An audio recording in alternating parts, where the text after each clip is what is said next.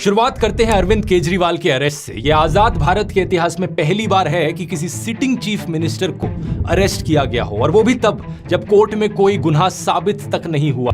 इससे पहले दिल्ली के एजुकेशन मिनिस्टर मनीष सिसोदिया को अरेस्ट किया था, दिल्ली के हेल्थ मिनिस्टर सत्येंद्र जैन को अरेस्ट किया था, आम आदमी पार्टी के एमपी संजय सिंह को अरेस्ट किया था, और ये सब लोग आज भी जेल में बंद हैं। मनीष सिसोदिया को 1 साल से ऊपर होने को हो रहा है और सत्येंद्र जैन को तो 2 साल होने को हो रहे हैं जेल में बंद रहे। सबसे हैरानी की बात यह है कि इनमें से किसी का भी गुनाह कोर्ट में साबित नहीं हुआ है। ईडी का आरोप है कि आम आदमी पार्टी के लीडर्स को 100 करोड़ रुपए की रिश्वत दी गई in exchange of undue benefits Delhi की एक्साइज पॉलिसी के तहत। लेकिन पार्टी की पॉलिटिशियन आतिशी कहती है कि 2 साल से ईडी और सीबीआई इस केस को इन्वेस्टिगेट किए जा रहे हैं, 500 से ज्यादा रेड कर चुके हैं, 1000 से ज्यादा विटनेसेस ला चुके हैं, लेकिन अभी तक एक भी सबूत इन्हें नहीं मिला इस चीज का जो साबित कर पाए कि आम आदमी पार्टी या इनके मिनिस्टर्स ने कुछ गलत किया हो। मनीष सिसोदिया के लॉयर ने यही चीज बताने की कोशिश करी थी दिल्ली हाई कोर्ट को कि यहाँ पर कोई मनी ट्रेल नहीं है। इनफैक्ट इस पॉलिसी से देश की जनता को फायदा हुआ क्योंकि सरकार का रेवेन्यू बढ़ गया था इस पॉलिसी की वजह से, जिसको बाद में इस्तेमाल किया जा सकता स्कूल और अस्पताल बनाने के लिए। तो सवाल ये उठता है कि अगर कोई सबूत ही नहीं है तो कोर्ट इन्हें बेल क्यों नहीं दे रहा? इसके पीछे कारण है PMLA,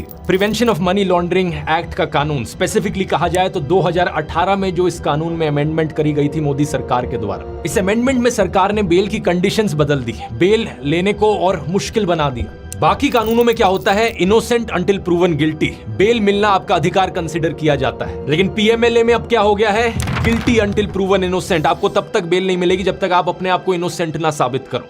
इसी 2018 की अमेंडमेंट में ईडी को और ताकत भी दे दी गई थी। इन चीजों को अरविंद केजरीवाल ने खुद भी एक्सप्लेन किया था अपनी अरेस्ट से पहले। ईडी के केसेस में जमानत क्यों नहीं मिल रही लोगों को? अब ये पूरा कानून इन्होंने ईडी में पलट दिया। अब इसमें हो गया you are guilty till proved innocent. इस कानून में इन्होंने ये लिखा है कि आपके ऊपर आरोप लगेगा, आपके ऊपर FIR होगी, झूठा सच्चा जो मर्जी आरोप लगा दें, आपको गिरफ्तार कर लिया जाएगा और आपको बेल तब तक नहीं मिलेगी जब तक आपका मुकदमा पूरा नहीं हो जाता और आप इनोसेंट प्रूव नहीं हो जाते। लेकिन बात सिर्फ इतनी सिंपल नहीं है दोस्तों। अरविंद केजरीवाल के इस अरेस्ट के पीछे एक इलेक्टोरल बॉन्ड घोटाले का भी कनेक्शन है। कोर्ट में जो हियरिंग हुई उसके अनुसार अरविंद केजरीवाल को 4 लोगों की स्टेटमेंट्स के बल पर अरेस्ट किया ईडी ने। उनमें से एक इंसान है शरद चंद्र रेड्डी, जो कि ऑरबिंदो फार्मा कंपनी के हेड हैं। 9 नवंबर 2022 की बात है कि ईडी ने रेड्डी को बुलाया था पूछताछ के लिए इस एलिजिड लिकर स्कैम के केस में। उन्होंने जो स्टेटमेंट दी उस दिन वो केजरीवाल के फेवर में थी, लेकिन अगले ही दिन 10 नवंबर 2022 को ईडी इन्हें अरेस्ट कर लेती है। इनके अरेस्ट होने के सिर्फ 5 दिन बाद इनकी कंपनी ऑरबिंदो फार्मा ने 5 करोड़ रुपए का चंदा डोनेट किया बीजेपी को इलेक्टोरल बॉन्ड्स के जरिए। ये चीज हम जानते हैं इलेक्टोरल बॉन्ड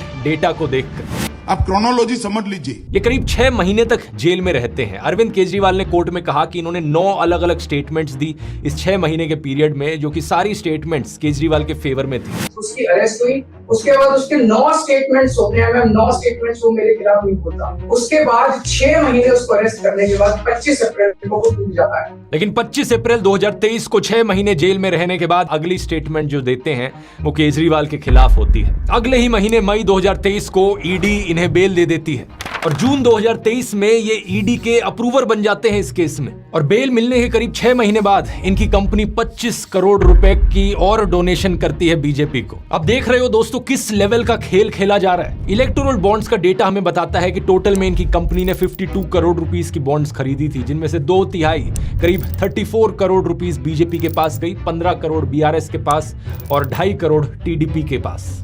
यही कारण कि आतिशी ने कहा कि इस एलिजिड लिकर स्कैम का जो मनी ट्रेल है वो आम आदमी पार्टी के पास नहीं बल्कि बीजेपी के पास जाता है। ये है मनी ट्रेल, शरद चंद्र रेड्डी की कंपनियों द्वारा दिया गया भारतीय जनता पार्टी के बैंक अकाउंट में पैसा। जो बाकी 3 लोग हैं जिनकी स्टेटमेंट्स की वजह से अरविंद केजरीवाल को अरेस्ट किया गया, उनकी कहानियों में भी ऐसी ही क्रोनोलॉजीज आपको देखने को मिलेंगी। शायद यही कारण कि अरविंद केजरीवाल एक के बाद एक समन्स मिस किए जा रहे थे ईडी के, और उन्होंने ईडी के इन सारे समन्स को इलीगल ठहराया। उनके अनुसार ईडी का मकसद सिर्फ और सिर्फ इन्हें किसी भी बहाने से अरेस्ट करना था, जिससे कि पार्टी को खत्म किया जा सके और दिल्ली और पंजाब की सरकारों को गिराया जा सके। आज जो भी ये सब हो रहा है देश में, इसकी खबर दुनिया भर में पहुंच रही है दोस्तों। पहले जर्मनी की तरफ से स्टेटमेंट आई, फिर अमेरिका ने स्टेटमेंट दी और अब तो यूनाइटेड नेशंस भी कहने लग रहा है। वो उम्मीद करते हैं कि इंडिया में लोग फ्री और फेयर तरीके से वोट कर पाएंगे, सबके राइट्स को प्रोटेक्ट किया जाएगा। सरकार के इन कारनामों की वजह से दुनिया भर में भारत की रेपुटेशन नीचे गिर रही है।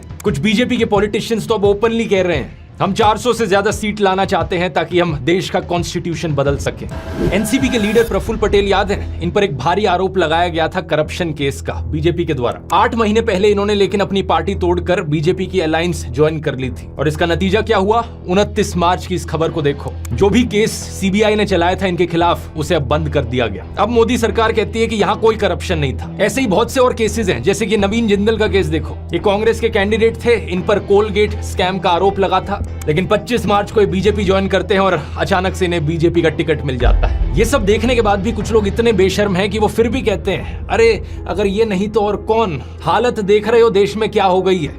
हालत ये हो गई है कि कोई भी और ऑप्शन यहाँ पर बेहतर है